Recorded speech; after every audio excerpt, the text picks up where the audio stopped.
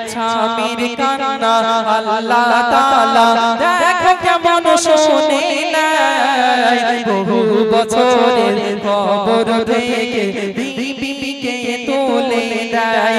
স্বামীর কান্না আল্লাহ তাআলা দেখো কেমন শুনে নাই। বহু বছরের কবর থেকে তুলে দেয়। চোখের পানি আল্লাহ গনির আরো শোকে পেয়ে যায়। বিবি ছিল মুর্দা হলো জিন্দা, কি ঘটনা ঘটায় এই ঘটনা নাই রটনা। এই ঘটনা নাই রটনা আজ সবারে শোনাই।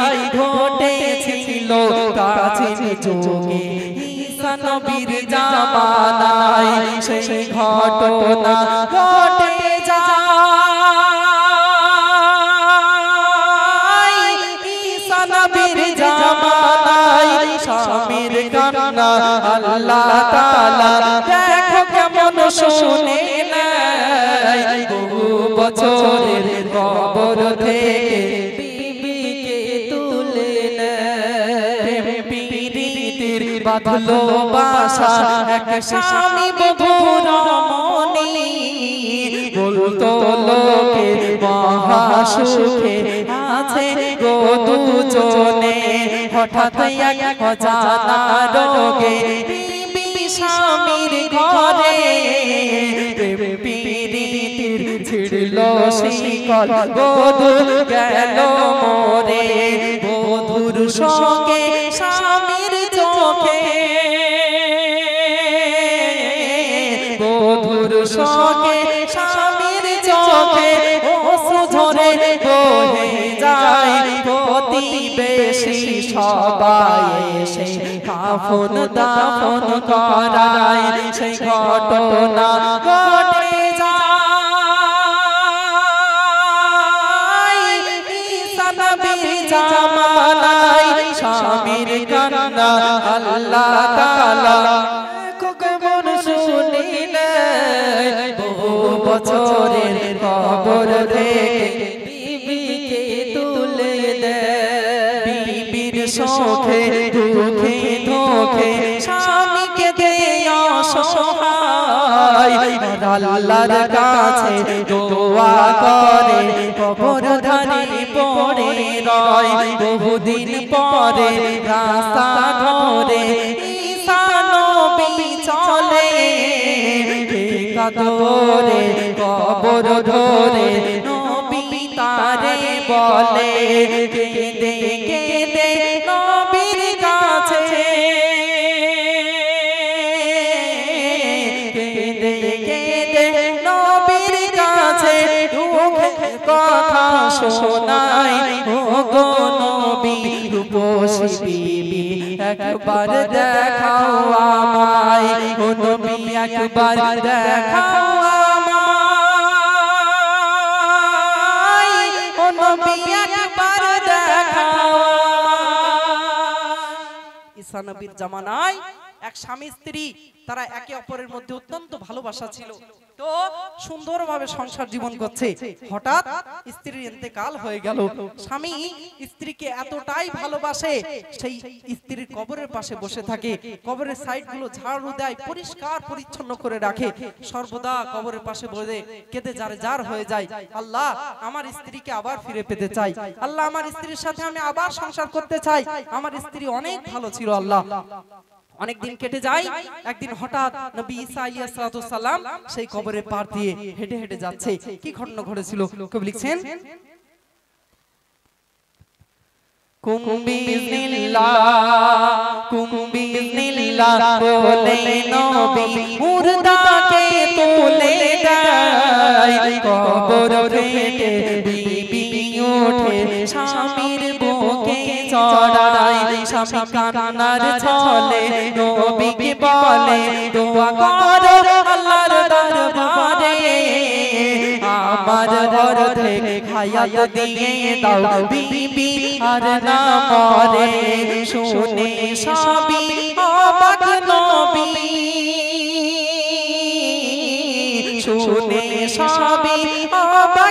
নবী আল্লাহ তাআলার জানাই আল্লাহর খেলা আল্লাহ খেলে দোয়া কবুল হয়ে যায় আল্লাহ দোয়া কবুল করে না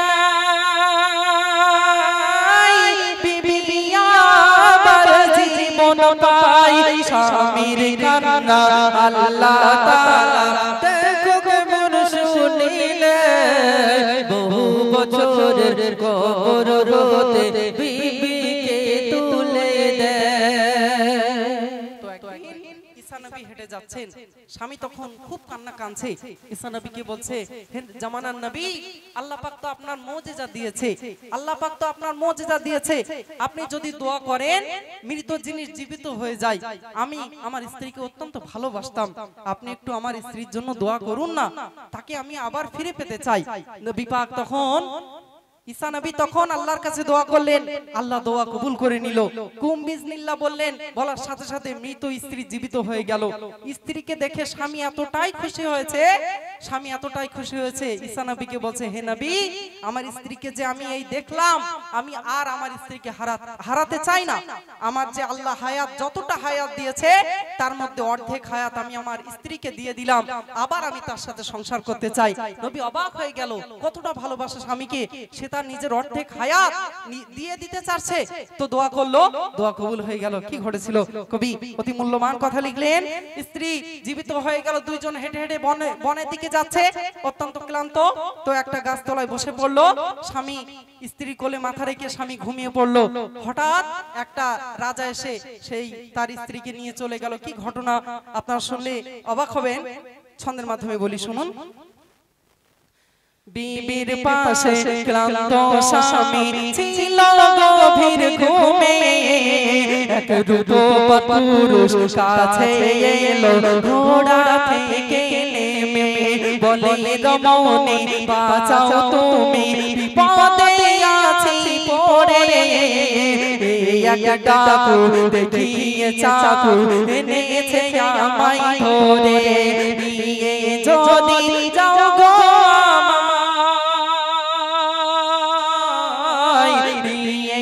যদি যাও গো আমায়, বিয়ে করব তোমায়, কথাই দুজনে চলে যায় চড়ে সাধের ঘোড়ায়, দুজন বিয়ে করে না। বিবি স্বামী আবার ভাসে কান্নায়, স্বামীর কান্না আল্লাহ তাআলা দেখো কেমন শুনিলে, বহু বছরের কবর রোতে বিবিকে তুলে দেয়। স্বামীর ঘুম ভেঙে গেল, ঘুম ভেঙে দেখছে যে স্ত্রীকে অর্ধেক হায়াত দিয়ে দিয়েছিল সেই স্ত্রী আর পাশে নেই। স্বামী অবাক হয়ে গেল, আমার স্ত্রী কোথায় গেল? তিনি দেখলেন ঘোড়ার পায়ের ছাপ, ঘোড়ার পায়ের ছাপ ধরে আস্তে আস্তে এগোতে এগোতে দেখলেন ঘোড়াটি রাজ দরবারে গিয়েছে। রাজ দরবারে প্রবেশ করলেন, গিয়ে দেখছে রাজার ছেলের সাথে তার স্ত্রীর বিবাহ কমপ্লিট হয়ে গেছে। তখন অবাক হয়ে গেলেন, হায়রে, আমি যাকে এত ভালোবাসি, যাকে আমি আমার অর্ধেক হায়াত দিয়ে দিলাম, সেই স্ত্রী আমাকে ভুলে পরের ছেলের সাথে বিবাহ করে নিল। তখন রাজাকে বলছে, হে রাজা, আমার এর বিচার করে দিতে হবে। রাজা তখন কি বিচার করছে? কবি লিখছেন, রাজা বিচার করে বলে, বিবি রে স্বামীর মনের বেদনা, বিবি বলে কেমন ছেলে আমি কে চিনি না, স্বামীকে দে রাখলো দাবি এর সাক্ষ্য ঈসা নবী, নবীকে সবাই ডাকিল রাজা শুনে স্বামীর দাবি, নবী বলে কি ঘটালে,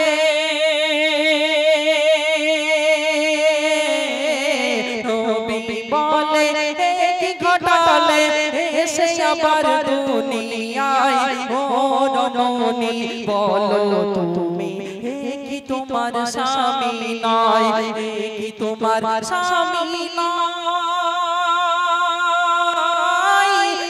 কি তোমার স্বামী নয়, স্বামীর কান্না আল্লাহ তাআলা দেখো কেমন শুনে নেয়, বহু বছরের কবর রোতে বিবিকে তুলে দেয়। ডাকলেন।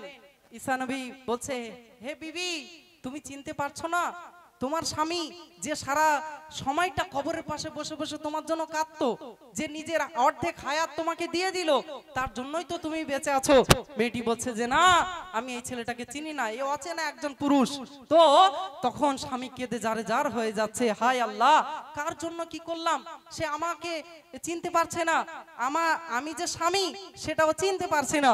তখন তিনি বললেন, হে নবী, আপনি এবং রাজা আপনারা দুজন মিলে আমার বিচার করে দেন। কি বিচার হয়েছিল কবি লিখছেন, নবী বলে জানিয়েছো তুমি দাওকে ফিরায়ে, হঠাৎ বলে রমণী জানিয়েছে আমি দিলাম ওকে দিয়ে।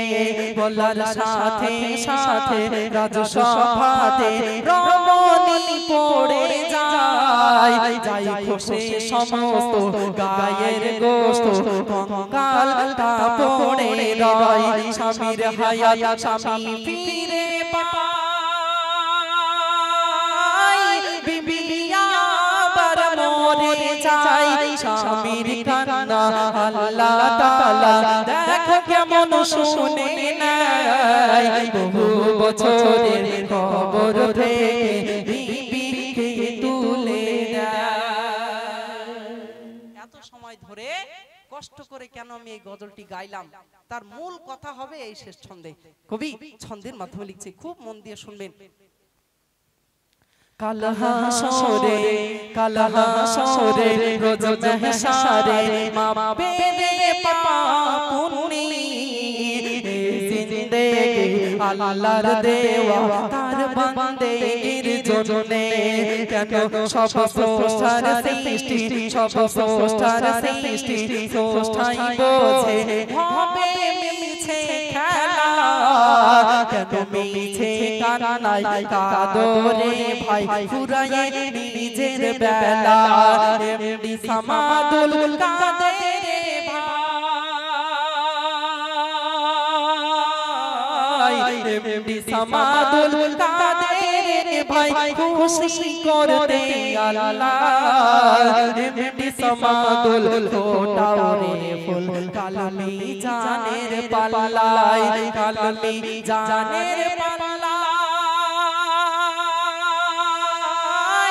কালমি জানের পাল্লায়। স্বামীর কান্না আল্লাহ তাআলা দেখো কেমন শুনে নেয়, বহু বছরের কবর থেকে বিবিকে তুলে দেয়। চোখের পানি আল্লাহ গনির আরশে পেপে যায়, বিবি ছিল মুর্দা হলো জিন্দা।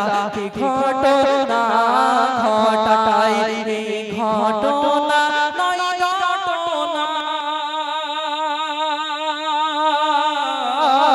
এই ঘটনা নয় ঘটনা, আজ সবারে শোনায়। ঘটেছিল প্রাচীন যুগে ঈসা নবীর জামানায়, সেই ঘটনা ঘটে যায় ঈসা নবীর জামানায়। নবী তো জাহান আমার জানের জান, নবী তো জাহান আমার জানের জান। আল্লাহর খাস নূরে গড়া আশ-শামসু যার চেহারা। নবী তো জাহান, নবী তো জাহান আমার জানের জান, নবী তো জাহান আমার জানের জান। আল্লাহর খাস নূরে গড়া আশ-শামসু যার চেহারা। নবী তো জাহান, নবী তো জাহান আমার জানের জান। আল্লাহর খাস নূরে গড়া আশ-শামসু যার চেহারা। নবী তো জাহান অন্ধকারে ডুবেছিল দুনিয়ার প্রতিটি কোণ। আসলো যখন নবী আমার আলোকিত হলো ভুবন, আলোকিত হলো ভুবন। অন্ধকারে ডুবেছিল দুনিয়ার প্রতিটি কোণ। আসলো যখন নবী আমার আলোকিত হলো ভুবন আলোকিত হলো ভুবন যারা আগমনে ত্রিভুবনে যারা আগমনে ত্রিভুবনে ঝরছে মিশকের ফোয়ারা আশ-শামসু যার চেহারা নবী দো জাহান নবী দো জাহান আমার জানের জান নবী দো জাহান আমার জানের জান আল্লাহর খাস নূরে গাড়া আশ-শামসু যার চেহারা নবী দো জাহান তাই হালিমা সাজিয়ে রাখে সোনার চাঁদ মাটির ঘরে ভাঙা ঘরে ঝরে পড়ে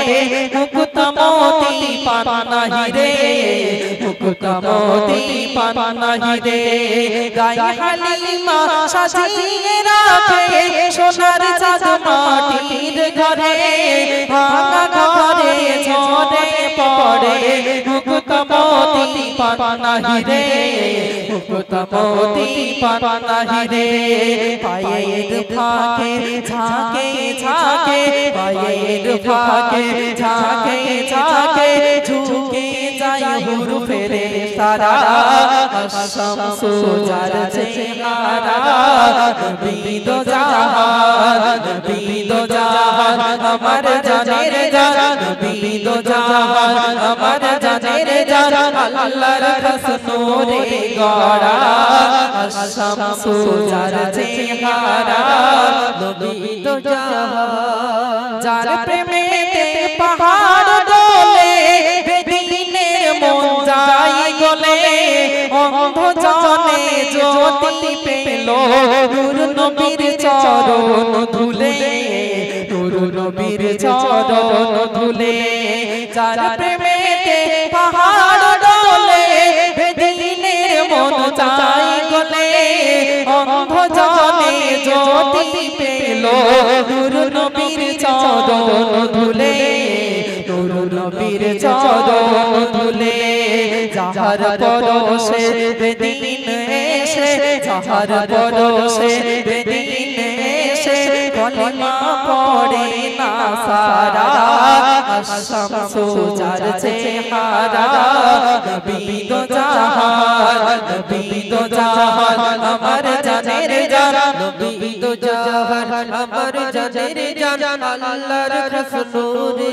গড়া আশ-শামসু যার চেহারা নবী দো জাহান দয়ার সাগর মায়ার নগর হাসবে নার দুনিয়াতে যার হুকুমত মানলে উম্মত বেশক যাবে জান্নাতে বেশক যাবে জান্নাতে দয়ার সাগর মায়ার নগর হাসবে নার দুনিয়াতে যার হুকুমত মানলে উম্মত বেশক যাবে জান্নাতে বেশক যাবে জান্নাতে মেহানান আমল ঈমান মেহানান আমল ঈমান খোদার সেই খায়রুল ওয়ারা আশ-শামসু যার চেহারা নবী দো জাহান নবী দো জাহান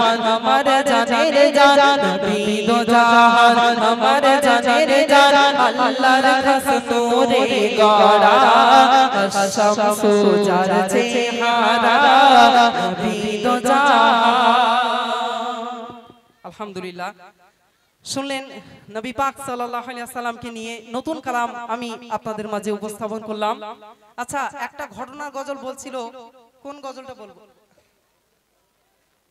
ঈসা নবীর জামানায় মৃত স্ত্রী কিভাবে জীবিত হয়েছিল এই গজলটা আচ্ছা কমিটি ভাইরা রিকোয়েস্ট করেছেন নাকি না বাইরে থেকে কমিটি থেকে ও আচ্ছা তাহলে তো বলতেই হবে আমার কমিটি ভাইরা এত কষ্ট করে অক্লান্ত পরিশ্রম কিন্তু তা না হলে এত বড় মজমা এই মাহফিল কি সেজে উঠতো এই কটা যুবক ভাইরা তারা অক্লান্ত পরিশ্রম কিন্তু করেছে তারপর পরেই কিন্তু এত সুন্দর মেহফিল সেজে উঠেছে। বাইরে থেকে অনেক মানুষ অনেক কথা বলতে পারে যে এই ভুল হয়েছে, সেই ভুল হয়েছে, এই করলে ভালো হতো, ওই করলে ভালো হতো। আসলে কাজ যারা করে তাদের ভুল হয়, তবে পিছনে থেকে গীবত না করে আসুন না একটু এসে ভাইদের সাথে মিলেমিশে একটু আপনারা মেহফিলে যোগদান করুন, তাহলে আপনাদেরও তো নেকি হবে। আর পিছনে পড়ে গীবত করলে তো গুনাহ হবে। আসুন একসাথে মিলেমিশে এই মেহফিল আমরা সাজাই, তবে আরো ভালো লাগবে। যাই হোক, এই গজলটি আমি আপনাদের মাঝে উপস্থাপন করছি। আচ্ছা, এই যে ঈসা নবীর জামানায় মৃত স্ত্রী জীবিত হয়েছিল, এই গজলটা আমি বলবো, এই গজলে একটা উপহার আমি দেব। দেখবো এবারের উপহারটা কে নিতে পারে। এখানে অনেক ভাই বোন আছো, তোমরা অনেক মানুষ শুনছে গজল, এত রাত হয়েছে তবুও কিন্তু মা বোনেরা নড়ছে না, মা বোনেরা কিন্তু গজল শুনছে। কিছু যুবক ভাই তারা আসে, তারা ইউটিউবে অহরহ গজল শোনে, কি করে যে যাই না একটু দেখে আসি না, সরাসরি গজল বলে কেমন একটু দেখে আসি, এসে কিছু গজল শোনে, 1 ঘন্টা 2 ঘন্টা থাকে, তারপরে আস্তে আস্তে যুবক ভাইরা বিদায় নেয়। এটা বেশিরভাগ অনুষ্ঠানে হয়, এটা আপনারা জানেন। তবে গজল মূলত শোনে মা বোনেরা এবং বাচ্চারা। তো আজ মা বোনেরা মন দিয়ে শুনছে, ভালো লাগছে। চলুন এই গজল আমি পরিবেশন করছি, আপনারা ধীরে স্থির ভাবে মনোযোগ সহকারে শ্রবণ করবেন, আশা করছি ভালো লাগবে।